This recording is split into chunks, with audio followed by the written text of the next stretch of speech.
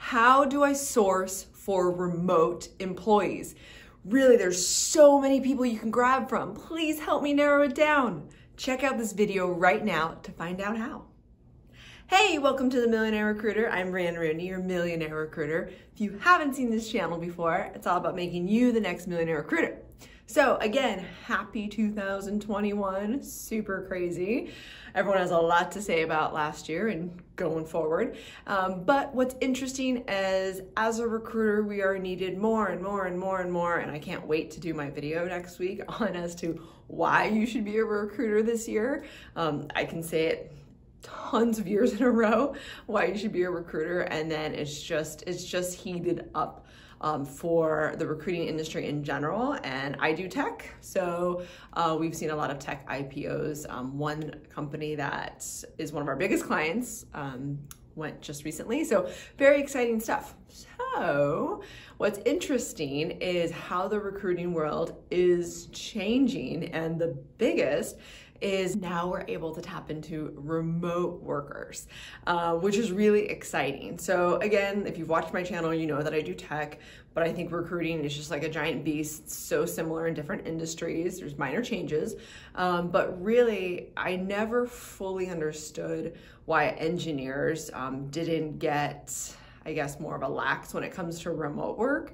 Over the years, so many engineers would be like, I'll take pay cuts to be remote. I just want to go live, in here or there, or, San Francisco's so expensive, or, wherever the big tech hubs are tends to be really expensive, and they get paid really well, but it's all relative as to like where you live, right?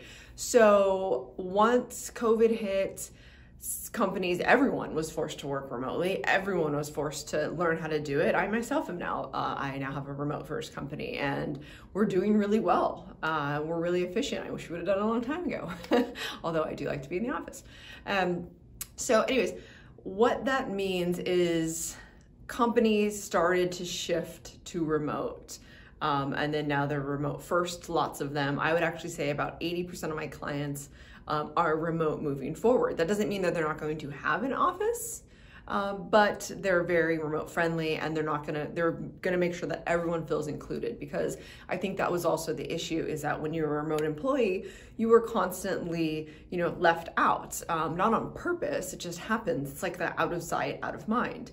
Now teams are really coming together and realizing what it means to have an inclusive work environment in general, and also do that remotely. So as a recruiter, you are left with a very exciting challenge. And I say challenge because you have to really double time it, and you have to be really good with your searches.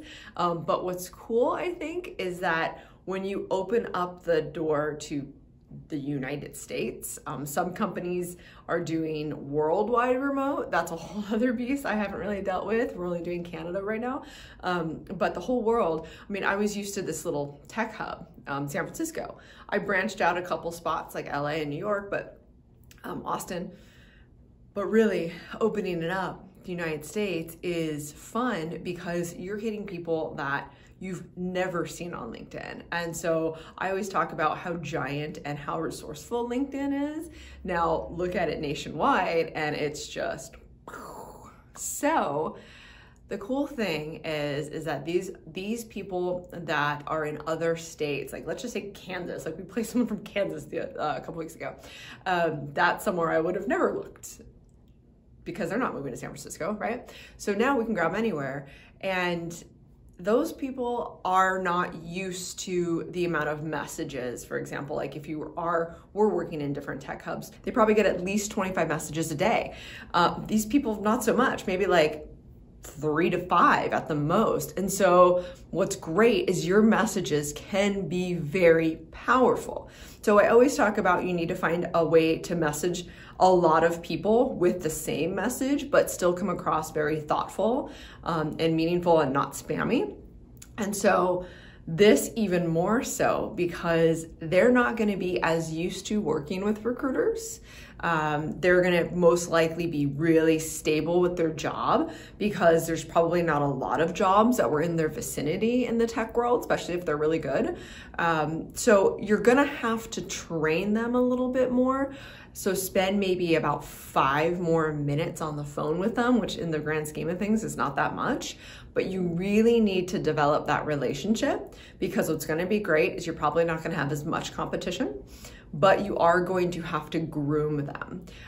You do have to talk about all the things that you're used to with the intake call, but you're also going to have to say, like, look, I'm your recruiter. I get you to the front of the line. Build your value either through your message, on the phone, however you have them, wherever you have their attention. They need to know. The other day I had a candidate apply himself to the job that I sent him, and he was like, oh my God, I'm so confused. I've worked at my company for so long, I didn't know how this works. So I'm able to contact my client and, tell them what happened and who it was to get representation of the client or of the candidate. So it wasn't like that big of a deal, but it's still a little bit of a pain. And if you don't have a good relationship with your client, which shame on you if you don't, then it can be difficult to get representation, because in their mind it's like a free candidate. So that is like, you have to make it really well known. Hey, check out these positions below, or check out these companies below. Let me know which ones that you're interested in, and I'll go ahead and send you over to get you to the front of the line.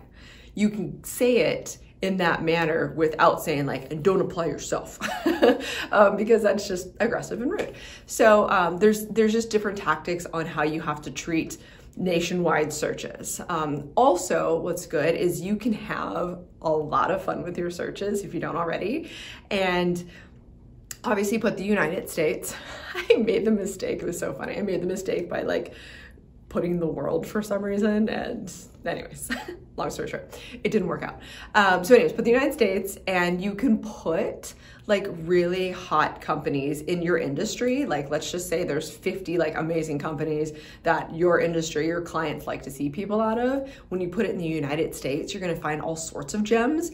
And honestly, that should be it. You shouldn't really put much Boolean into it, except maybe like for me, like I use software engineers of all levels. So I'll probably just put, that have the job title software engineer somewhere in.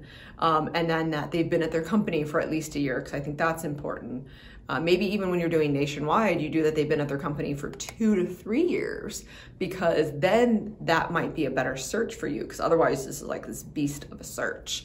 And then plus, I would say at least 90% of my clients are really, really pushing for people not to be job hoppy. So that means in tech world, that means they're staying at their company for 2 to 3 years. So that's super important. I would probably put that in there, and then be more strict than, with their computer science degrees. You could do that, but there's all different ways to do your Boolean. But like I said, you want to be a little more strict at first when attacking nationwide. But when I say strict, that does not mean strict Boolean.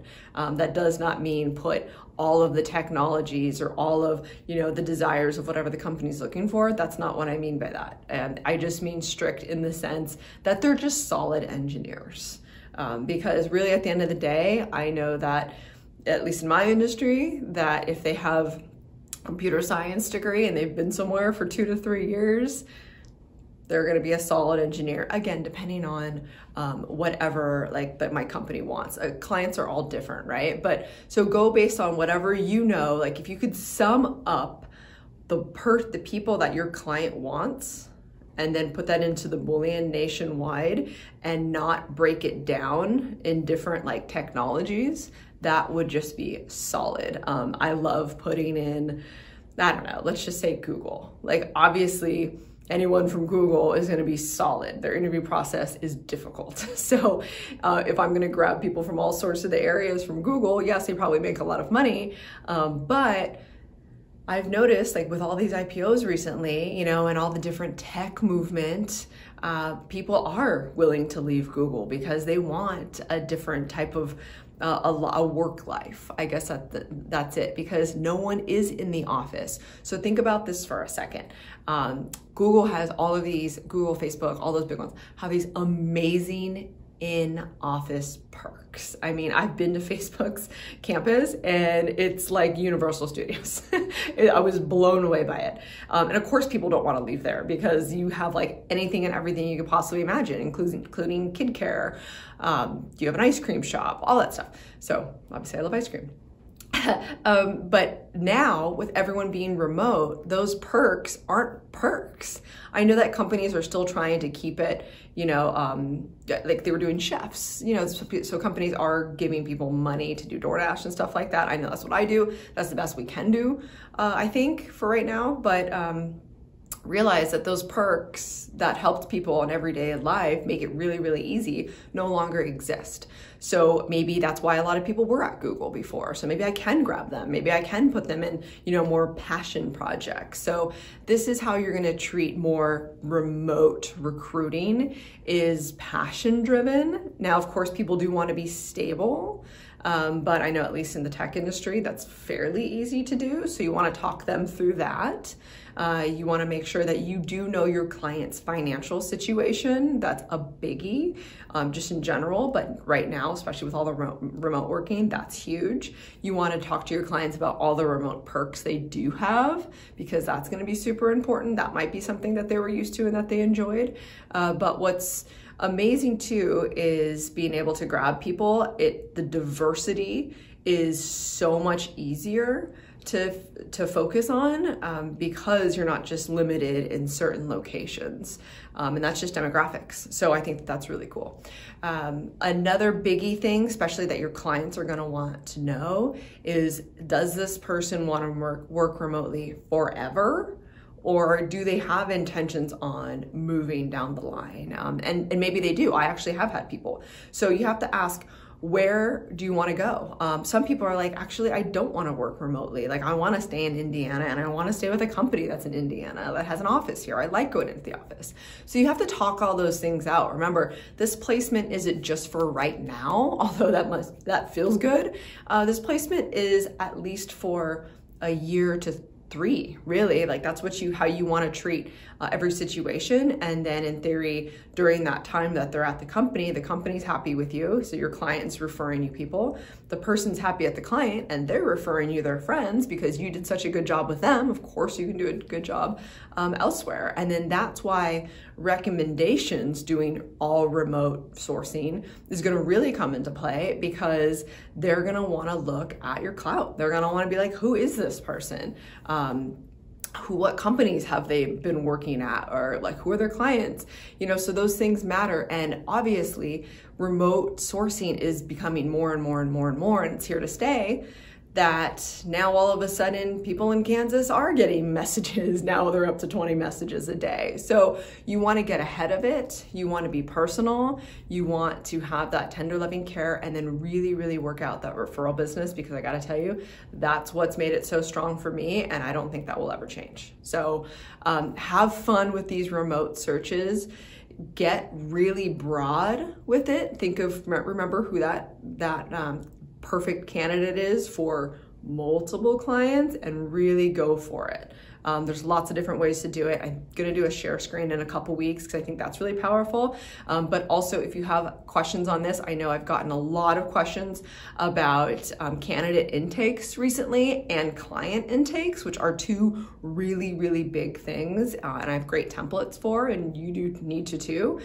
So I do those Recruiting Roundtable webinars every 2 weeks. One's coming up next week on the 20th, Wednesday, 11 Pacific Standard Time. So definitely join that. I'll do some share screen, and you ask all the questions you want. It's super fun. So, all right, cool. I hope you enjoy this, and I hope that you are enjoying remote sourcing and you're getting stronger and stronger and stronger at it. Remember to not get overwhelmed, because that's really easy. Like, you might be used to doing searches that are like 500 people, 1,000 people, and all of a sudden you open this up and you have like 10,000 people, and you're like, how am I supposed to get to 10,000 people? That's the fun part. Go on the first 3 pages, then go on 10 to 13, then go on 20 pages, like whatever. But whatever like your mind needs to tangent on, go tangent. You see a really good company that, I don't know why I keep using Kansas, but that's in Kansas, go on a tangent. Guess what? If there's one good candidate at a company, you better bet that there's others, because good people tend to go with good people. That's just how like the talent flows, right? So that's super important.